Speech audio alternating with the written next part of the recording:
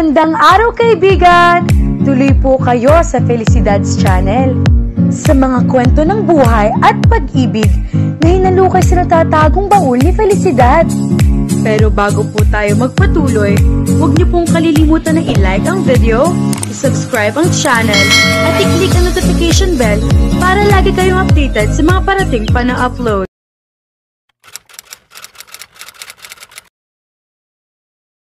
Kaiba sa mga naging kasamahan at kabarkadang bata sa childcare orphanage na malungkot dahil sa nalalapit na paglisan sa lugar, si Nimbus ay walang pagsidlan ang tuwa. Maganda naman ang turing sa kanya sa bahay ampunan kung saan siya namalagi mula noong sanggol pa lang. Pero syempre, iba pa rin ang pagkakaroon ng sariling pamilya. At ilang araw na lang mula noon ay kukunin na siya ng mag-asawang Greek national at dadalhin sa Athens, Greece kung saan nakatira ang mga ito. Ilang beses na rin nakita ni Nimbus ang mag-asawang Demeter at Thalia Galanis at sa ilang beses na pagdalaw ng mag-asawa ay napalagay na ang kanyang loob sa mga ito. Maswerte siya dahil mabait ang mag-aampon sa kanya. Kapag naiisipan na mag-asawang bisitahin siya, ay hindi maaring walang dalang pasalubong sa kanya at madalas na ipinapahiwatig ang kagustuhan na ampunin siya. Love at first sight daw ang nangyari kina Demeter at Thalia nang makita siya. Matagal nang ninanais na mag-asawa na mag-ampon ng isang batang Filipino dahil nabalitaan na mababait daw ang mga Filipino. Dahil ilang taon ng kasal at hindi magkaanak, napagpasyahan na mag-asawa na mag-ampon na lang. Kasama ang mga ilang foreigner na kaibigan na kapwa gusto rin mag-ampon ay nagpunta ang mga ito sa childcare. Sa 40 bata na nasa bahay ampunan ay sinimbus ang nagustuhan ni na Demeter Thalia. 9 taong gulang siya nang makilala ng mga ito at isa siya sa 6 na batang maswerteng natipuhan ng mga dayuhan na dumalaw, kulang-kulang 1 taon na nakakaraan sa childcare. Ang mangyayaring pag-aampon kay Nimbus at sa 5 pang bata na halos kaedad at naging kabarkada niya sa orphanage ay ang tinatawag na inter-country or interracial adoption. Hindi naman ganoon kahirap iyon, lalo na at masasabi makapangyarihan ang mga tao na mag-aampon sa kanilang 6. Ganoon pa man, mahaba ang proseso. Magkakaroon pa kasi ng trial custody sa loob ng 6 na buwan. Sa trial custody ay sinusukat kung makakaya ba ng adoptive parents ang pag-aampon.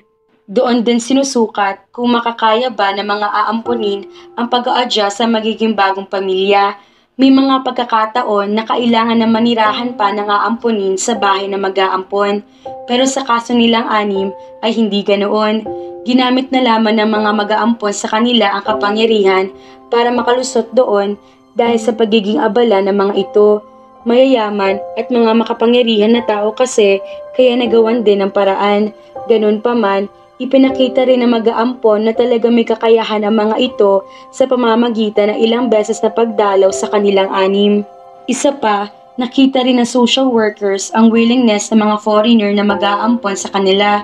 Kaya ang tanging ginawa lang sa 6 months child custody ay tinignan ang kakayahan ng mga mag-aampon na naging matagumpay din naman. Sa ngayon, nasa final process na ang pag-aampon sa kanila. Kaya malapit na matapos ang paghihintay niya, pati na rin ang paghihintay ng mga kaibigan. Mamimiss ko kayo. Sana, kahit magkakalayo na tayo, hindi pa rin tayo magkalimutang 6. Madramang wika ni Alaric. Kapareho ni Nimbus ay sa Europe din pupunta ang kaibigan dahil French national ang mag-asawang aampon dito. Sana ay magkaroon pa rin tayo ng oras para sa isa't isa. Sulatan niyo ko Ha? Paano ka namin masusulatan? Hindi pa naman natin alam ang address ng isa't isa, tanong ni Jonas. Isang old maid na Spanish doctor naman ang mag-aampon dito. Tatanungin ko ang aking mga future parimer. Napangiti pa si Alaric habang sinusubukang magsalita ng lengguwahe sa bansang titirhan nito. Hindi naman siguro mahirap para sa atin ang magkausap-usap pa rin. Magkakaibigan ang mga mag-aampon sa atin. Sa iba't ibang bansa nga lang nakatira at may iba't iba ring nationality. Kung ganoon, ay makokontak pa rin natin ang isa't isa dahil siguro naman ay mayroon din silang contact ng bawat isa. Tsorya naman ni Easton, o maaring tawagin na nilang Prince Easton dahil sa isang Portuguese royal family ito mapupunta. Tumango-tango sina Riker at Blake na kasabayan din nalilisan ni Nimbus sa childcare orphanage. Si Riker ay aamponi ng mayamang Koreano mag-asawa at si Blake naman ay ng isang pamosong painter sa Italy. Tama si Easton sa tsorya nitong iyon, kaya hindi na rin nalungkot si Nimbus na magkakahiwa-hiwalay silang anim na halos magkakapatid na ang turingan sa orphanage. Lahat ng mga madre sa orphanage ay sinabihan silang napakaswerte nilang anim dahil lahat na mag-aampon sa kanila ay hindi lang basta mayaman. Kilala ang mga ito internationally dahil sa mga career at business. Sigurado raw na napakaganda ng hinaharap nila sa estado ng mga mag-aampon sa kanila. At ang maganda pa nga doon ay magkakaibigan ang mga ito. Kasali kasi sa isang elite organization na tumutulong sa mga batang ulila ang mga foreigner kaya nagkakilala at naisipang mag-ampon ng mga bata. Swerte rin at ang napili mga batang ito ay sa Pilipinas aamponin. Pero para kay Nimbus, hindi lang dahil sa mayaman na mag-aampon sa kanya kaya siya maswerte. Pagmamay-ari na mag-asawang Galanis ang pinakamalaking shipping company sa buong Greece kaya sigurado nga may kinabukasan siya roon. Pero ang pinakanagustuhan niya ay ang magkakaroon na ng sariling pamilya na matatawag niyang kanya. May matatawag na siyang sariling mga magulang. Magkakaroon na siya ng identity na matagal na niyang inaasam. Hindi kasi kailanman nakilala ni Nimbus ang mga magulang. Napulot lang daw siya ng mga madre noong sanggol pa lamang sa labas ng bahay ampunan. Pinangalanan siyang Nimbus at ang apelyedong ginamit na Arambulo ay apelyedo ng dating madre na namumuno sa orphanage. Sa ngayon ay patay ng madre pero iyon pa rin ang ginagamit ni Nimbus. Wala pa kasi nakakaisip na mag-ampon sa kanya hanggang noong 1 taon. Kaya para sa kanya ay wala pa rin siyang tunay na identity pero ngayon ay magkakaroon na dahil sa pag-aampon sa kanya. Kaunti na lang at mapoproseso na ang mga papeles niya. Makakaalis na siya ng bansa. Legal na maaampon na siya ni Demeter at Dalia Galanis. Magiging Greek na rin ang nationality niya. Masaya siya dahil sa wakas ay may masasabi na rin siyang totoong pamilya. Mararamdaman na rin niya ang pakiramdam na may mga magulang na nagmamahal sa kanya at higit sa lahat, mararamdaman na rin niya na buo ang pagkatao dahil magkakaroon na rin ng sariling apelyedo. Magkakaroon na rin siya ng sariling identity. Hindi na siya si Nimbus Arambulo na ipinahiram lang ang pagkatao. Malapit na siya maging si Nimbus Galanis, isang legal na anak, isang legal na tao. Nimbus Galanis. Tuwang-tuwa pa rin na bigkas si Nimbus sa kanyang bagong pangalan. Isang linggo na siyang nasa Greece. Maayos na ang papeles niya. Isa na siya ngayong legal na anak. Halos araw-araw na pagkagising sa umaga ay binibigkas niya ang bagong pangalan sa sobrang saya. Bumaba si Nimbus sa kwarto niya sa malaking bahay ng mga Galanis.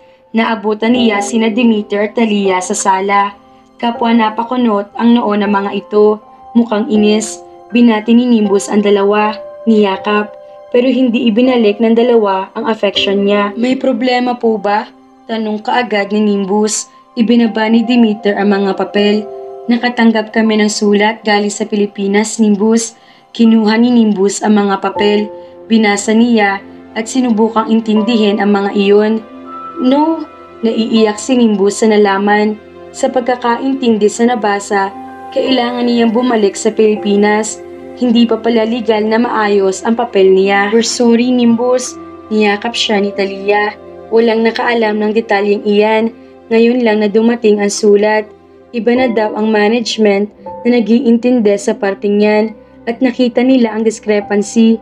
Nasa batas na isang requirement para sa intercountry or interracial adoption ay kailangan na 27 years old pataas ang mag-aampon at least 16 years older kaysa sa bata. 26 pa lamang si Talia, 21 ang babae na mag-asawa kaya masasabi na napakatagal na rin na panahon na pinaghintay nito si Demeter para magkaanak. Kaya hindi masisisi na natakot na rin ang mga ito na hindi na talaga bibiyayaan kaya nag-ampon na lamang. Pasok naman sila sa pangalawang requirement. Dahil 9 gulang pa lamang si Nimbus, lumapit sa kanya si Demeter.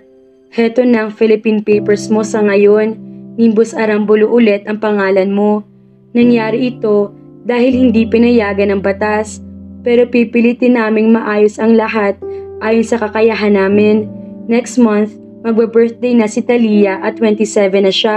Pwede na naming ma-process ang adoption papers. Kinausap na din namin ang agency. Pwede ka pa rin manatili sa amin at pinapangako namin na magiging legal ang pag-adopt namin sa iyo. Sa susunod na buwan, kapag ayos ng lahat, pupunta kami sa Pilipinas para ma-process ang legal adoption namin sa iyo. Wala kang dapat ipag-alala, ngumiti si Talia. Kung wala po akong dapat ipag-alala, bakit po parang mukha kayong stress na stress? Tanong ni Nimbus. We're just worried sa magiging reaction mo. Baka isipin mo na niloloko ka namin. Ayaw ka naming malungkot, sagot ni Talia. It's okay mama, basta ipangako po ninyo na magiging Nimbus Galanes ako ulit. Sabay na hinawakan na mag-asawa si Nimbus. Pangako namin sa iyo. Ang gwapo mo naman Nimbus. Masaya ang papuri sa kanya ni Pinky. Ang itinalaga na mag-asawang Galanis na magiging tagapangalaga niya. 1 buwan na mula nang ibalik ang mga papel ni Nimbus. Ngayong araw ay pupunta na sila ng Pilipinas para ayusin na ng tuluyan ang kanya mga papel. Sa ngayon, madalas na nag-aasikaso sa kanya ay si Jinky. Madalas kasing abala ang mag-asawang Galanis dahil na rin sa estado ng mga ito sa buhay. Maraming inaasikasong negosyo ang mag-asawa at hindi siya masasamahan oras-oras kaya kumuha ng taong mag-aalaga sa kanya. Wala namang kaso iyon kay Nimbus. Dahil hindi naman madalas na aasikaso ng mag-asawa, hindi naman siya tuluyang pinababayaan. Tuwing uuwi galing sa trabaho ang mag-asawang Galanis ay hindi po pwedeng hindi siya bibisitahin at kakausapin. Pinipilit din na sabayan siya sa dinner at palaging kinukumusta. Kapag may oras, nakikipaglaro na rin sa kanya ang amang si Demeter ng basketball sa court sa loob ng hardin ng tinitirhan nilang mansyon. Sa gabi naman, ay kakantahan pa siya ng ina o babasahan ng librong pang nursery bago matulog. Na-appreciate ni Nimbus ang mumunting bagay na ginagawa na mag-asawa para sa kanya. Masaya na siya roon. Thank you, pagpapasalamat niya at tumakbo na sa hagdan para puntahan ang mga nagampon na sa pagkakaalam ay naghihintay na sa kanya sa pagbaba. Sinabihan na siya ng mga ito kagabi tungkol sa paglipad nila sa Pilipinas. Handa na ang kanyang mga gamit. Hindi naman siya nagkamali. Nandoon nga ang mag-asawang Galanis. Napangiti pa siya na makita magkayakap ang dalawa. Mukhang masayang-masaya at nagmamahalan.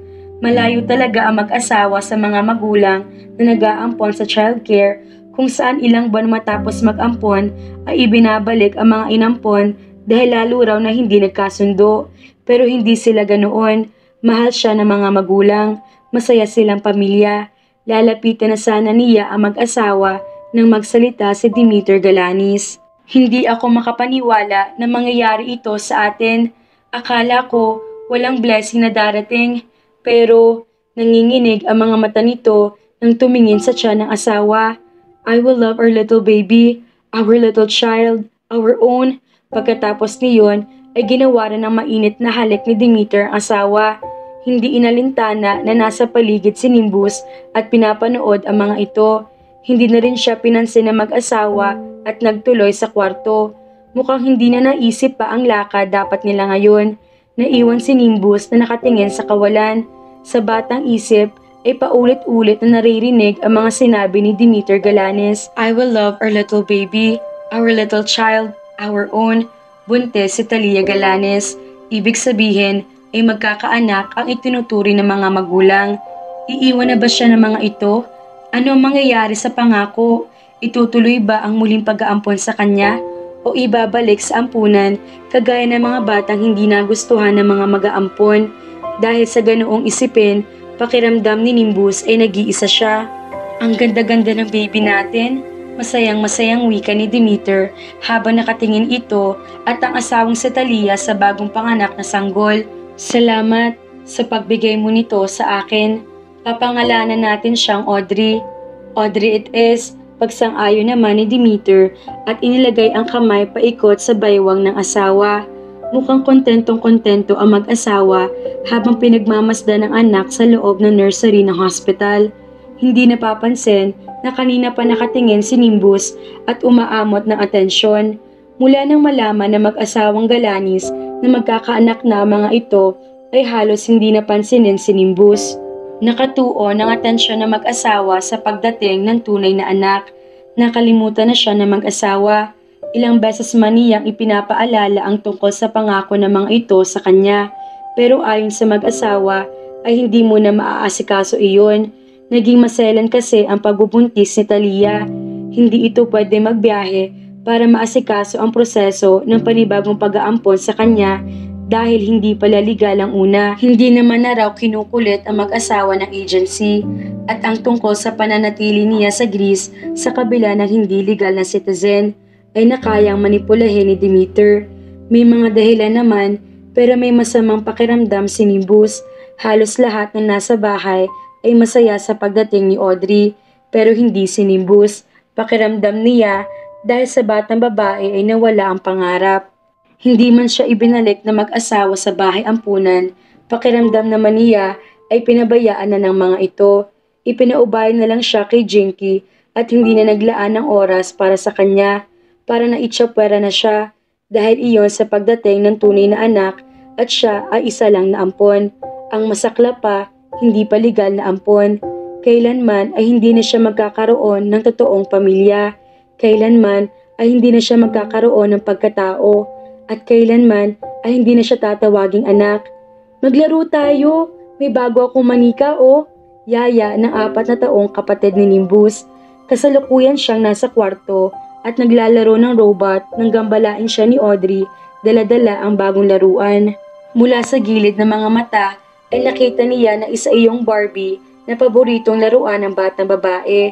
Pupusta siya na hindi lang iyong basta Barbie doll, malamang ay limited collection iyon. Paano? Kahit 4 na taong gulang pa lang si Audrey ay nabili na ng mga magulang nila ang lahat yata ng klase ng Barbie na kinagigiliwan nito. Ganoon laang naman ka-spoiled ang nag-iisang prinsesa ng mga Galanis.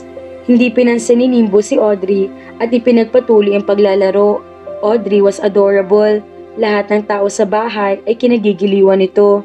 Pero para sa kanya ay isang spoiled brat si Audrey. Lahat ng hinihingi nito ay madaling nakukuha. Pero dapat pa ba niya iyong pagtakahan? Si Audrey ang tunay na anak, ang nag-iisang anak, ang nag-iisang prinsesa. Kinulit pa siya ni Audrey pero hindi pa rin niya ito pinansin. Ayaw niya rito. Para sa kanya, ang batang babae ang naging kaagaw sa pagmamahal ng mag-asawang Galanis. Kung hindi ito dumating, siguro ay buo ulit ang pagkatao niya. Wala na nangyari sa legal na pag-aampon kay Nimbus. Na makapanganak si Talia ay iba naman ang naging dahilan. Masyado raw mahaba ang asikasuhin sa pag-aampon sa kanya ng legal kaya magiging mahirap. Abala ang mga ito sa buhay para ayusin pa ang mga iyon. Sumang-ayon si Demeter doon. Ganoon pa man, hindi naman na siya hinayaan ng mga ito na paalisin sa Greece. Gumawa ang mag-asawa ng paraan sa pamamagitan ng kapangyarihan para manatili siya roon at makapag-aral. Pero hindi gamit ang apelyido nila. Arambulo pa rin ang apelyido ni Nimbus. Filipino citizen pa rin siya. Kasama kasi sa sulat noon ang mga dating dokumento niya. Hindi naman inisip ng mga magulang ang maaring maging komplikasyon niyon sa hinaharap. Katwiran ng asawa, malaki ang kapangyarihan ng mga ito, lalo na sa Greece. Hindi na rin naman daw kasi sila kinukulit ng agency para ibalik siya sa Pilipinas. Hindi siya pinabalik ng mga ito, pero hindi naman nagbigay man lang ng interes na gamitin ang kapangyarihan sa kung ano man na paraan para legal pa rin siyang na maampon. Kagaya ng ginagawang pagmamanipula sa pananatili niya sa Greece. Hindi na rin gustong bumalik ni Nimbus sa Pilipinas kaya hindi na siya gumawa ng mga kilos. Napagod na rin siya sa pangungulit kina Demeter Talia. Natakot din kasi siya. Paano kung mainis ang mga mag-ampon sa kanya sa pangungulit sa kagustuhan niya? Hindi malabo iyon dahil sa trato pa lamang na mag-asawa sa kanya at kay Audrey. Baka kapag nangyari iyon ay ibalik na nga siya sa Pilipinas. Ayaw rin naman niya. Napakaliit kasi ng tsansa na magkaroon siya ng ganitong karangyang buhay kung ibabalik siya sa childcare. Mas maayos na rin ang ganito. Kahit paano ay ipinagpapasalamat na rin niya na hindi man legal na ampunin, hindi rin siya gustong ibalik na mag-asawa sa Pilipinas. Ramdam ni Nimbus na kayang gumawa ng paraan ni na Demeter Talia para maayos ang legal na mga papel niya. Napaka makapangyarihan ng mga ito. Pero sa kung ganoong kadahilanan ay hindi na lang ginawa ang legal na pag-aampon sa kanya. Inisip niya na maaring si Audrey rin ang dahilan. Ang gusto ng mga ito ay isa lamang ang maging legal talaga na anak, si Audrey. Sinisisi ni Nimbus si Audrey. Hindi sana ganito kakomplikadong buhay niya kung hindi ito dumating. Masasabi ng mga magulang talaga niya ang mag-asawang Demeter at Talia Galanes. Galanes pa rin siguro ang apelyido niya. Siguro siya ang spoiled at nasa kanya palaging atensyon na mag-asawa. Hindi siguro niya mararamdaman na sabit siya sa pamilya. I hate you! Sigaw na ni Audrey nang sa pangatlong pagkakataon ay hindi niya ito pinansin. Nagsimula na rin itong umiyak. Doon lang itinigil ni Nimbus ang paglalaro at pinagtuunan si Audrey ng pansin. Ano bang problema mo? Alam mo namang busy ako sa paglalaro ng mga toys ko. Sigaw na rin niya. Hilig nitong guluhin siya kapag naglalaro at hindi niya gusto iyon. Pero gusto ko makipaglaro sa'yo. Itinaas pa nito ang mga dalang bagong Barbie. Alam mo naman kasing lalaki ako, hindi bagay sa akin ang ganyang laro. Alis na ikaw at maglaro ka na lang mag-isa. Pero gusto ko na makipaglaro sa'yo. Pinilit na ibinibigay nito ang panlalaking Barbie. Sa asar ni Nimbus, dahil hindi makaintindi si Audrey, ay ibinato niya ang panlalaking Barbie sa sahig. Sa lakas ng pagbato, ay natanggal ang kamay niyon. Lalong lumakas ang iyak ni Audrey. Dahil sa lakas ng iyak nito, ay narinig iyon sa ilang parte ng bahay, dahilan kung bakit nagpunta ang mga magulang nila sa kwarto. Nanlaki ang mga mata ng mga ito sa nasaksihan. Sus Mariosep, Nimbus, anong ginawa mo? Galit na galit si Demeter. Pinulot nito ang nasirang Barbie at dinaluhan naman si Audrey ang umiiyak na anak. Hindi nagsalita si Nimbus. Alam niyang kasalanan niya. Nagawa lang naman niya iyon dahil naiinis na siya kay Audrey. Gusto nitong palagi lumapit sa kanya at ang makalaro siya. Pero maraming ipinapaalala sa kanya ang batang babae. Kaya kahit na pinipilit nitong ilapit ang loob sa kanya ay hindi niya ito magawang tanggapin. Papa! Naglakad si Audrey papunta sa ama na para ba nagsusumbong. It's broken! Humahagulhol na ito habang tinitingnan ang nasirang bagong laruan. Matalim ang tingin na ibinibigay sa kanya ni Demeter Galanes. Lumapit ito sa robot na nilalaro niya at kinuha iyon. Hindi mo ito pwedeng laruin ngayong buong linggo. Nanlaki ang mga mata ni Nimbus. Pero, walang pero. Masama ang pinakikita mo kay Audrey, kaya dapat kang bigyan ng punishment. Wika nito, saka inakay ang mag-ina sa kwarto. Iniwan siya mag-isa, lalo nagnitngat sa galit si Nimbus. Dapat ay alam na niya palabas na mangyayari iyon. Ilang beses na ba siyang pinarusahan ni Demeter kapag pinapaiyak niya ang unika iha nito? Hindi na niya mabilang. Iyon din ang ikinaasar niya kapag lumalapit sa kanya si Audrey. Nagdadala lang kasi ito ng gulo. Hindi naman kasi niya magawang ilapit ang sarili sa batang babae. He hated her. Kung hindi ito dumating, malamang inasa kanya lang atensyon na mag-asawa at siya ang itinuturi na anak. Audrey was a bad luck to his life. Kailanman ay hindi niya yata ito magagawang mahalin. Nasa ganoong katayuan si Nimbus nang bumukas ang pinto ng kwarto. Iniluwa niyon si Jinky. Nang makita nitong malungkot siya, ay niyakap siya ng babae. Sa bahay na iyon, tanging sa tagapangalaga lang siya nakaramdam ng pagpapahalaga mula nang dumating si Audrey. Ano na mangyayari sa bating si Nimbus, mga kafelisidad? Ngayong may totoong anak na mga umampon sa kanya. Ang masaklap, ayaw niya sa kay Audrey dahil pakiramdam niya ay inagaw sa kanya ang dapat ay meron siya, ang pamilya. Pabalikin kaya sa Pilipinas na mag-asawang Galanes si Nimbus? Kaya naman, abangan!